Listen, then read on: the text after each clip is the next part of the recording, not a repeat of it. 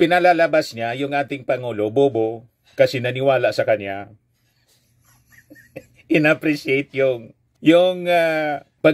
pagpapasalamat niya na sarkasam pala, hindi man totoo. Isang panunuya, ang ibig sabihin sa Tagalog, panunuya, pang-insulto, mocking a person, yung kanyang pagpapasalamat na yung kanyang tatay pinakulong. Ina-accuse niya na ang dahilan ng pagkakulong ng kanyang tatay si PBBM, in which case hindi man po totoo. Ang nagpakulong, mga kababayan, kay Digong, yung mga complainants na nag-file ng kaso 2017 pa. Nagkataon lang na nilabas ang warrant of arrest ng ICC through Interpol panahon ng ating Pangulong Bongbong Marcos, in which case we have obligation to cooperate. Ito naman po yung bago naming product na binibenta online. iGlow Serum Whitening po siya. Tingnan ninyo yung epekto sa aking anak na architect before and now. Yung mga inquiries po ninyo, dumiretso na lang kayo sa kanyang Facebook account, Riz Maravillas. Adjecta muna tayo po mga kababayan. Padala ni Rylan Camaro ng Valenzuela City. May mag-asawa mga kababayan. Nagtatanong yung lalaki sa kanyang asawa. Sabi ng lalaki po sa kanyang asawa, "Mahal, bakit ang bait mo sa akin? Madalas niya kapag inaaway kita, hindi ka man lang anya lumalaban sa akin. Minsan nga, sinasadya kong awayin ka. Minumura kita ng walang dahilan. Pero anya nagtataka ako, ganun pa din. Hindi ka nagagalit sa akin. Ano ba niya ang sikreto mo, mahal? Bakit nakokontrol mo yung sarili mo sa akin? Na wag magalit despite anya sa mga ginagawa ko sa iyo?" Sabi ng asawang babae, "Simple lang, mahal. Ang ginagawa ko anya, naglilinis na lang ako ng banyo natin." Sabi ng lalaki, "Ano naman ang koneksyon nun, mahal? Naglilinis na lang ako ng banyo, lalo na ng kubeta, gamit yung toothbrush mo."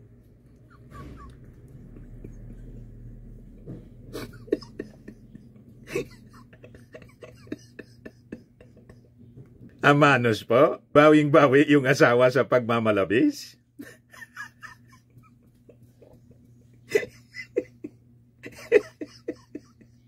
Kaya pala hindi napipikon mga kababayan kahit inaaway, pinagmumura yung babae. Wala lang, parang wala lang, kontrol na kontrol yung kanyang sarili. Kasi naglilinis na lang siya ng banyo gamit yung toothbrush ng lalaki. Yun ang ginagamit sa kubeta. What? Anyway, joke lang po. Baka gawin ninyo sa asawa ninyo, ha? Pag nag-aaway kayo, gamitin niyo yung toothbrush na panglinis sa kubeta. Huwag naman pong ganun. Anyway, matik na po. 200 pesos. Mga ganong uri ng joke ang masaya. Padala mo na lang po yung GCash number mo. Kasali ka na rin sa monthly draw. 5,000 yung cash prize. Pag hindi ka mabunot, qualified ka pa rin sa December. Grand draw natin, 10,000 po. 10,000 pesos cash yung grand prize natin. Ito na po mga kababayan. Yung mga gusto na magpadala ng kanilang entry, mag-message lang po kayo sa aking Facebook account, Dante Maravillas. Huwag dito po sa huwag dito sa comment box ng YouTube kasi mababasa na ng mga kababayan natin. Pag nabasa na po, hindi na masaya, naluluma yung joke. Kung hindi, doon sa Dante Maravillas vlog page natin. Yung mga napakarami ng mga entries, hindi ko pa po nabubuksan, hindi ko pa binubuksan kasi pag nabuksan ko na po, hindi na siya naka-highlights. Baka isipin ko kasi nabuksan ko na, nagamit ko na. So, huwag kayong mag-alala kasi yung iba po parang nagagalit na sa akin. Feeling nila, ini-snub ko yung mga entries nila. Wala man po akong intensyon na ganun. Kaya lang po, 2 lang na entries yung binabasa natin. Everyday, 2. So, sa dami ninyo sa buong mundo, talagang matatagalan. Before kong nakapila po yung inyong mga entries, binubuksan ko siyempre yung matagal na. May February pa nga po na mga entries. Hindi ko pa po nababasa. pasasaat, aabotin din po yung padala ninyo. Hindi nangangahulugan po na ini-ignore ko yung entries ninyo. Alam ko nagpapagod kayo, di ba? O ngayon, share lang po ng share nitong ating YouTube channel para marami tayong mapasaya. Kung hindi ka pa nakasubscribe, click subscribe po and hit the notification bell para lagi kayong updated sa mga kaganapan dito sa ating bansa. Saka iwas stress, iwas fake news, di ba? So dito na tayo mga kababayan sa ating sa ating kwento kasi si Sara Duterte po nagpasalamat sa ating Pangulo. Ngayon, yung ating Pangulo naman sabi, I'm glad glad I could help. Kasi sabi po ni Sara Duterte, it is an irony na dahil sa pagkakulong ng kanyang tatay sa dahig, naging close sila. Bumalik yung relationship nila ng kanyang tatay. Kaya salamat niya kay President Marcos. Because of that, sabi naman ng ating Pangulo, glad I could help. Ngayon, nag-react si Sara after na magpasalamat after na ma-appreciate ng ating Pangulo yung pasasalamat. Sarcasm lang niya yun.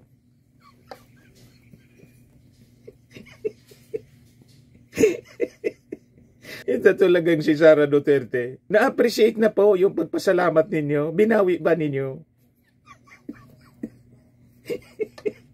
Hindi man pala si Zero yung pagpapasalamat sa ating Pangulo na nagkasundo na kayo ng tatay ninyo dahil sinorender yung tatay ninyo sa ICC.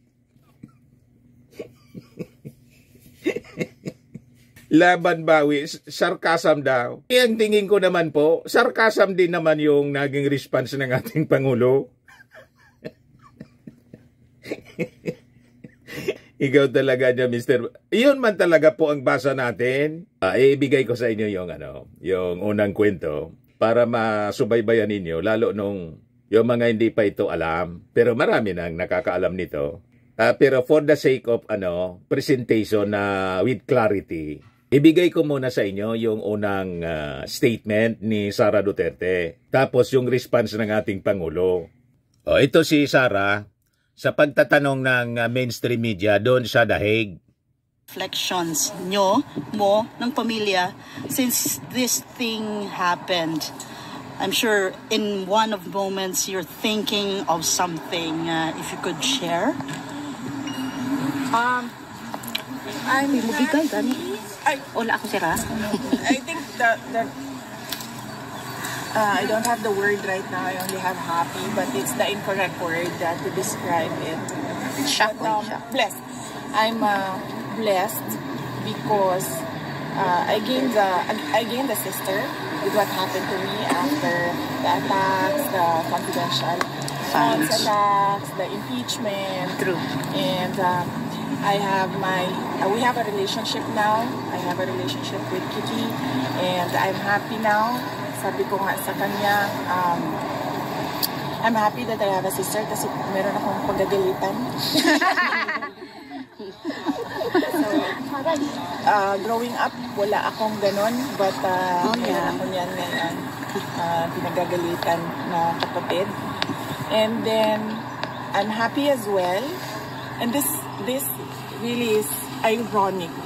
But I have to thank Bongbong Marcos because there was forgiveness between me and PRD for all that has happened in our lives.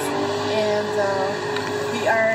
we have a relationship now, a father-daughter relationship, since we cannot discuss anything legal anymore because it is understood inside that only the lawyers can discuss legal matters with the former president. So we only discuss about the family, and this has been one of the longest meetings I have had with former president. Growing up, he was always busy with work. He was always busy with the country, and now I have this every day with him, talking about life, talking about family. And for that, I feel like I am blessed. Retired. Joke lang pala yun. Sarcasm na nga pala yun, mga kababayan. Pero pag pinanood mo yung interview sa kanya, sa kwan pala yun, mga kababayan, courtesy ng ANC, yung plini natin na video para alam ninyo. Kasi wala man ako doon.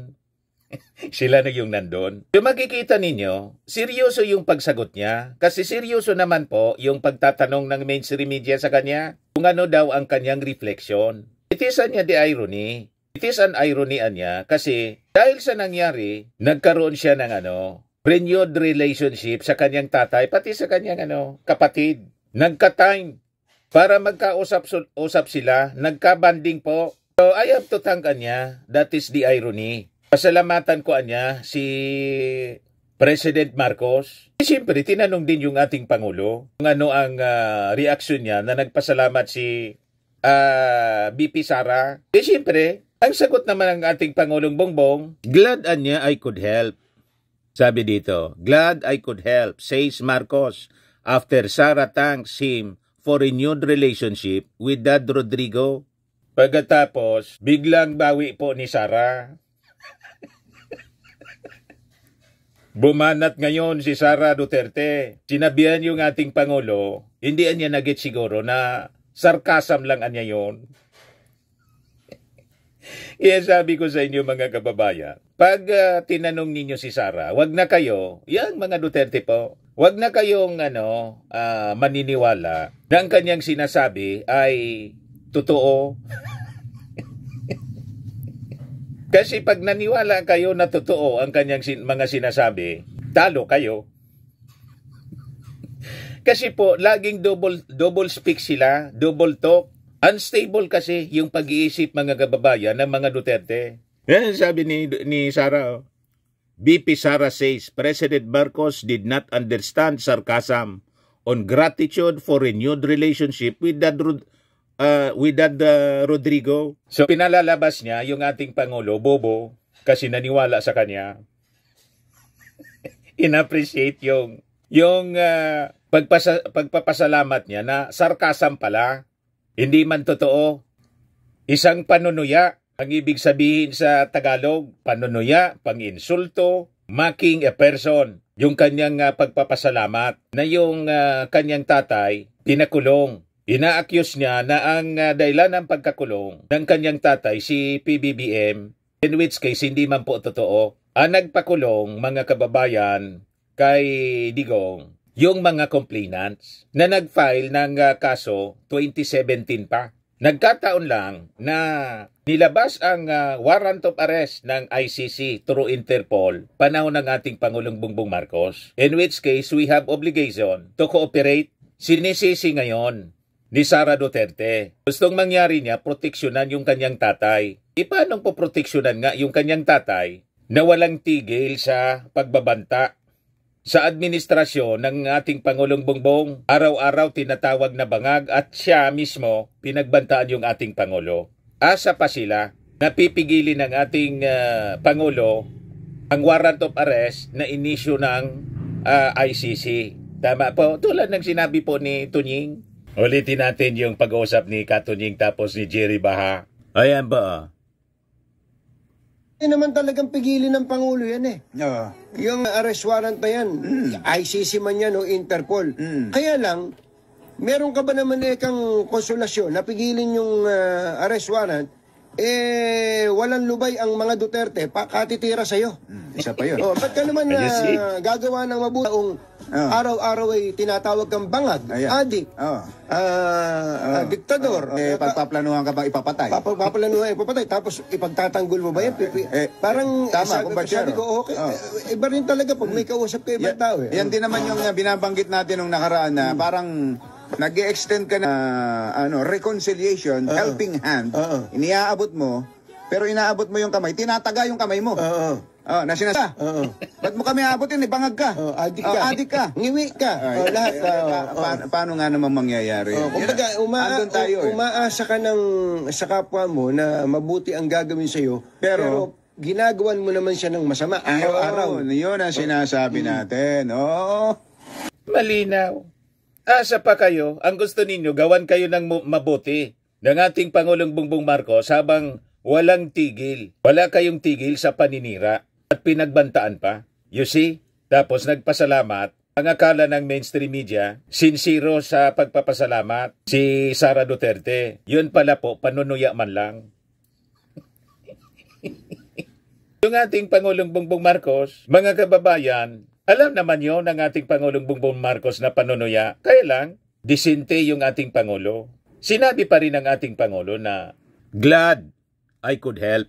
Pero sa totoo lang mga kababayan, dapat talaga magpasalamat si Sara. Bakit? Sa pamamagitan ng pagkakulong ng kanyang tatay, doon nila marirealize ang kanilang kamalian. Finally, matuldukan yung kanilang pagmamayabang. Matuldukan yung kanilang pagmamalabis. And that is good. Hindi lang para sa kanila, kundi para sa ating bansa. Yan sabi ni Sara rito.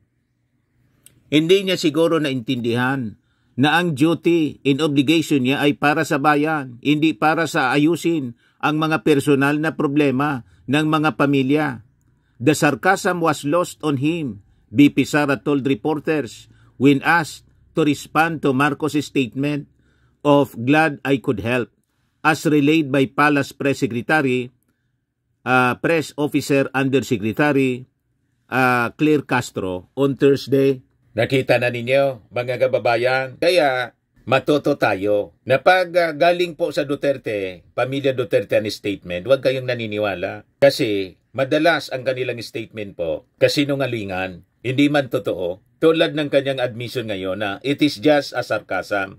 Yung kanyang pagpasalamat ay isang sarcasm, ang ibig sabihin, panunuya.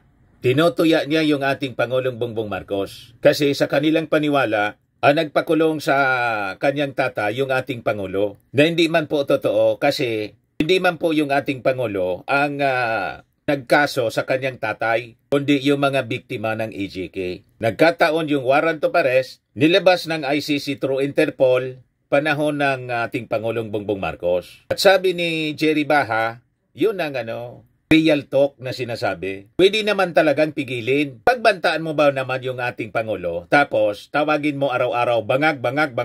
Paano kanya yan tutulungan? Mga abusado kasi po. Ngayon, ang latest na balita ngayon, tinanggal na dinisolve na mga kababayan yung security group ni Sara Duterte. Yan ang balita ngayon sa Manila Times, Vice President Security Group disbanded, sabi ni General Browner. Ito ang mga consequences ng kanyang mga maling aksyon, lalo yung pinagbantaan mga kababayan yung ating Pangulo. Siyempre, alangan man po na bibigyan ng pagkakataon ng ating Pangulo na i-threaten siya, dinisband yung Vice President Security Group. Deactivated by the Armed Forces of the Philippines.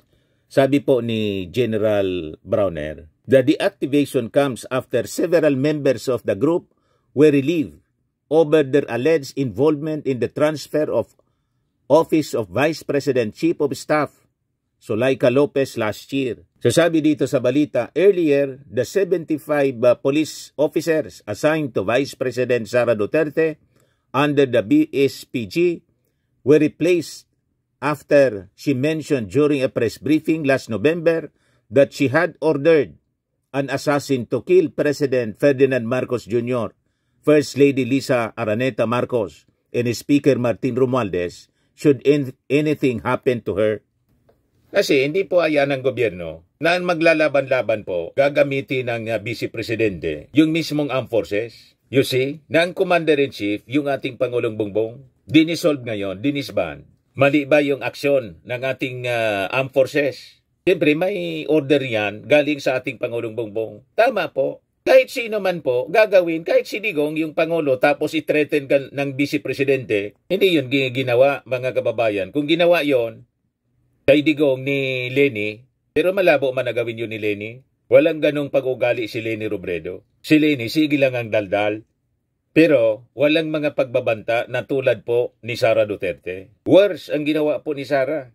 So ito po, mga consequences ng kanyang mga maling aksyon and arrogance, mga kababayan. So sabi dito, a source in the armed forces showed the Manila Times a document containing General Order 196 which was issued on February 10. Another senior armed forces official speaking on condition of anonymity verified the legitimacy of the order, saying that the changes in security structure were approved at the highest levels and are part of a broader realignment within the Armed Forces security apparatus. The Armed Forces has yet to issue a statement explaining the rationale for the reorganization. The order, which was prepared by the Armed Forces Deputy Chief of Staff Lieutenant General Jimmy Larida and signed by Adjutant General Bernardo Fortes Jr., disbanded the BFSPG effective February 6. Ngayon lang lumabas po. At the same time, the Special Detail Battalion under the Armed Forces General Headquarters and the Headquarters Service Command was reorganized and renamed the Armed Forces Security and Protection Group or ASPG. The ASPG, according to the order, will provide security not only for the Vice President but other very important persons as approved by the Department of National Defense. The group will have 18 officers and 329 enlisted personnel and will be headed by a commander with the rank of colonel or captain in the Philippine Navy. The BSPG was formed in June 2022 to separate it from the Vice Presidential Security Detachment under the Presidential Security Group or PSG. Its mission is to protect the Vice President and its immediate family members. In a statement last June 2022, June 25, 2022, Vice President Duterte lauded former Defense Secretary Delfin Lorenzana and Armed Forces Chief of Staff General Andres Centino for creating the BPSG and separating it from the PSG. So dinisband po, finally. So tama itong mga aksyon na to kasi lantaran yung pananakot, pagbabanta ni Sara Duterte sa ating Pangulo. Alangan man matulog na lang yung ating Pangulo at pati yung ating armed forces makukompromise po. Magbabakbakan sila. Nagamit pa sa political agenda. Tama po? Pero yung ating Pangulo po, ang totoong unbothered, dire-diretso lang po sa paglilingkod sa ating bansa. Sa ating bayan, taliwas sa mga sinasabi ni Sara. Siya ang hindi naglilingkod kasi nandun na siya. Laging nandun siya sa dahig. Pinapauwi na nga siya ng tatay niya. So hindi na po makapagtrabaho. Pero sabi nga natin, mga kababayan, kahit hindi pa na-aristo si Digong, hindi man magtrabaho ng maayos si Sara. Takang-taka nga tayo doon sa mga approval performance ratings ni Sara na sabi mataas pa rin. Parang talagang dinodoktor po. Baka may pundo galing sa China. Imposible po. Hindi man magtrabaho. Ang trust rating mataas pa rin. Lalo yung ginawa ng publikos ni Tikia po. Alam natin na propagandista ni pati yung mga senador po na pro-China. Mataas yung ratings. Maniwala sa survey ninyo. Pag si Tikia po yung nasa likod ng survey, yung publikos, duda-duda. Hindi ba po? Ito yung ating Pangulong Bongbong Marcos. Sabi dito, Marcos assures public of PhilHealth financial stability. Speaking at the trabaho at serbisyong pangkalusugan sa bagong Pilipinas Fair in Antipolo City, Marcos dismissed concerns about PhilHealth's financial standing. Sinisiraan po ang ating administrasyon dahil sa PhilHealth. Sabi ng ating Pangulo, maraming nag-alala dahil sinasabi wala ng pondo ang PhilHealth para tulungan ang mga may sakit sa atin. Ay hindi po totoo yun. Kung mararamdaman po ninyo, mula nung nakaraang isang taon, imbes na mabawasan ang mga serbisyo at ipambabayad ng insurance ng PhilHealth, ito po ay dumami pa. Mas lumaki ang pambayad sa insurance. Mas marami pa ang serbisyo na ibinibigay ng PhilHealth. Tingnan naman ninyo yung ating Pangulong Bongbong Marcos. Talagang mahal na mahal ang mga ordinaryong Filipino. Hindi yung tulad nung nakarang administrasyon. Yung mga mahihirap na mamamayan po na biktima ng EJK. Nakakaawa, pati mga bata. You see? Sige lang ang serbisyo ng ating Pangulong Bongbong. Tingnan ninyo. Di ba? Sige lang ang trabaho po. Panoorin natin at pakinggan yung kanyang Maraming salamat, Secretary Benny. mensahe. Ng DOLE. Please, magsiupo po tayo. Nakakatuwa po na makakita ko kayong lahat na nandito na nakapag-attend nitong aming ginagawa na tinatawag na job fair. Tawag namin yan ay job fair, ngunit ang katotohanan, hindi lamang trabaho ang dinadala, lalo na ng DOLE, pati DSWD, pati yung mga iba't ibang ahensya. Dahil po, kung baka narinig po ninyo, sa administrasyon po ito, kinikilala namin na yung mga problema ng ating mga kababayan, ng mga pagkaraniwan na problema ng ating mga kababayan ay kadalasan kapag marami na ay hindi naman matulutas ng isang ahensya lamang.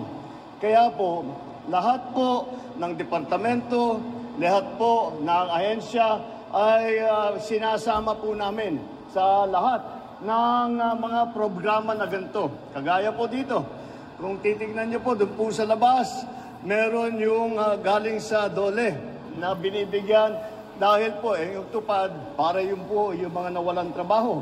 Kaya't nagbibigay ng tupad at binibigyan pati ng suporta sa equipment, sa training, at kahit sa mabigyan ng kaunting puhunan para makapag-start po ng kanilang mga bagong negosyo, kahit na maliliit lamang. Pinag-uusapan po natin dati, lagi natin sinasabi ang medium and small scale enterprises. Ngayon napunta na po tayo sa micro enterprise, nano enterprise ang tawag din. Ang ibig sabihin nun, yung kahit isang tao lamang na nagtatrabaho, nagnenegosyo, shoeshine boy, nano enterprise na yun. Yung maliliit na garahe, nag-aayos ng kotse, yung nagugupit, yung nagtatahi, micro-enterprise na yun, ang tawag natin ngayon. Kaya yung pati hanggang dun sa level na yun, ay tinutulungan po natin. At yan po ang dala po ng DOLE. At sinabay na rin namin ang yung PhilHealth, dinala namin dito. Alam niyo po, marami nag-aalala dahil sinasabi na wala nang pondo ang PhilHealth para tulungan ang mga may sakit sa atin. Ay hindi po totoo yun. Kung mararamdaman po ninyo, mula nung nakaraang isang taon, imbis na mabawasan ang mga serbisyo at yung pambabayad ng insurance ng PhilHealth, ito po ay dumami pa. Mas lumaki ang pambayad sa insurance, mas marami pa ang serbisyo na ibinibigay ng PhilHealth. Napakahalaga po niyan dahil po, alam naman po natin, lalong-lalo na sa mga nagtatrabaho, sa mga manggagawa, ay bawal magkasakit. At hindi lang dahil mawawalan ka ng income, ng kita mo dahil nawala ka sa trabaho, ay napakamahal kung minsan magpagamot. Kaya nandyan po ang PhilHealth at nandyan po sila upang tanggapin lahat po ng impormasyon ninyo at ilalagay po nila sa kanilang data center at makakapagbigay po sila ng PhilHealth na ID. Kasama na po dyan ang mga nagpapatingin, yung mga iba po na may karamdaman o nangangailangan ng gamot, andito po sila. Bukod pa ron, sa DSWD naman, yung mga iba po na nandito, ay sila po ay yung tinatawag namin na graduate na sa 4Ps. Dahil ang kalagayan nila sa buhay nila ay gumanda na. Kaya't hindi na sila nangangailangan nung dati nang binibigay na tulong ng pamahalaan. Kaya sila itawag nga namin ay graduate na. Pero pagka nag-graduate na sila, hindi ibig sabihin basta't pababayaan na lang po natin. Patuloy pa rin ang suporta ng DSWD sa 6 na buwan.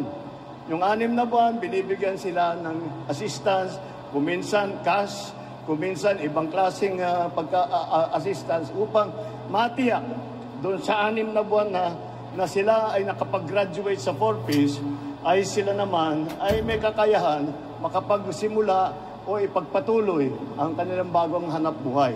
Yan po, kaya nandito po silang lahat. At magpapasalamat po ako dito po sa Medical Mission, ay puro volunteer po yan. Mga pharmacist natin, mga nurse natin, mga doktor natin, puro volunteer po sila. At sila ay nagmamagandang loob na pumunta po rito upang tulungan ang ating mga kababayan.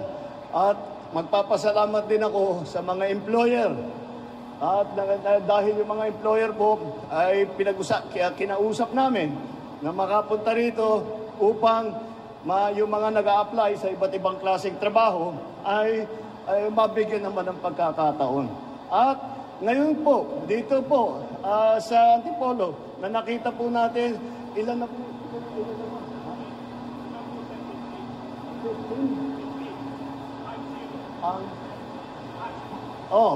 Alam niyo po, kung titignan niyo po, meron po yung mga iba rito, ang suot nilang t-shirt, hats. Hindi po ibig sabihin, mainit na ang panahon. Hats daw, ang ibig sabihin, hired on the spot.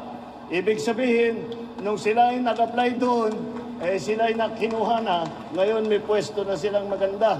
Kaya po, yan po ang patuloy namin ginagawa. At hindi lang po namin ginagawa rito sa Rizal, kundi sa lahat ng iba't ibang lugar sa buong Pilipinas. Kaya po nandito ang ating mga kalihim, nandito po ang mga head of agency natin, nandito ang mga RD natin, ang mga regional director sa iba't ibang departamento upang tuluyang tumulong sa ating mga kababayan. At magpapasalamat din ako siyempre sa local government. Kung hindi naman maganda ang ugnayan ng local government at saka national government, hindi po ganito ang magiging programa natin. Hindi kasing ganda nito. At mabuti naman very accommodating at very cooperative po ang ating mga local government, si Kong Dun at saka si Gob. Kaya ang sadya ko lang naman po rito ay tinitignan ko lahat po ng ganito. Yung iba po hanggat maaari ay pinupuntahan ko upang makita ko na maganda naman ang takbo. At mukha naman, dahil nakailan na tayong ganito, ay mukha naman alam na maganda na ang takbo ng sistema at nakikita natin yung mga nakakarating po dito ay kahit papano ay natutulungan ng ating pamahalaan, national government, natutulungan ng local government, natutulungan ng mga NGO, ng ating mga volunteer. Yan po ang aming serbisyo na ibinibigay. At ito po ay panibagong sistema dahil sa ating pagkikinig sa taong bayan kung ano ang pangangailangan ng pangkaraniwang mamamayang Pilipino. Dahil yun po ang aming sineserbisyo, yun po ang aming inaalala, yun po ang aming inaalagaan. Asahan po ninyo, kahit ano pang mangyari, asahan po ninyo, nandito po kami, andito po, kung meron po kayong pangangailangan, andyan ang mga national government agency, andyan ang ating mga local government, andyan po, lahat, pati yung mga volunteer, magsabi lang po kayo. Basta't alam namin, basta't kaya namin maibigay sa inyo, asahan nyo, bibigay namin sa inyo. Mabuti naman. Kaya naman ito, mabuti na lang ito yung ating mga kasama rito, napakasipag. At alam niyo po, itong ating mga department secretary, mga cabinet secretary, masasabi ko sa inyo na kahit anong oras ko pong tawagan, sinasagot ang tawag ko kahit alas 10:30 ng umaga. Kaya pare-pareho na kami hindi natutulog. Hindi bale, basta't maservisyohan kayo na mabuti. Nandito po kami, asahan po ninyo. Maraming salamat po. Mabuhay po kayo. At itong ating programa mga kababayan, atid sa inyo nitong ating mga sponsors. Fairmax, Firming and Lifting Cream. Pinapay po sa mga pulses in affected area. Mainam po ito sa mga pains at paninigas ng mga kaso-kasuan. Ito sa mukha naman yung application, anti-aging, automax po siya. Ito ay Glow 60 mga kababayan. Whitening po siya. Made in South Korea. Ito naman po, Ningxia Red Mix Fruit Drink. Gawa po siya sa goji berry. May anti-cancer properties po siya. At sa mga naghanap po ng malinis and spacious fitness gym, pumunta lang po kayo sa aming Colossal Fitness Gym. May Grab car rental din po kami. At bills payment po sa aming office. At saka sa mga mahilig po sa mga imported bags, manood po kayo sa live selling ni Madam Aileen Rosales sa kanyang Aileen Closet po. Pati mga shoes, ito yung kanya po. Ito yung kanyang page. Kita ninyo, napakagandang mga online selling po siya. Si Madam Aileen Rosales. Cellphone number niya po 773-798-7816.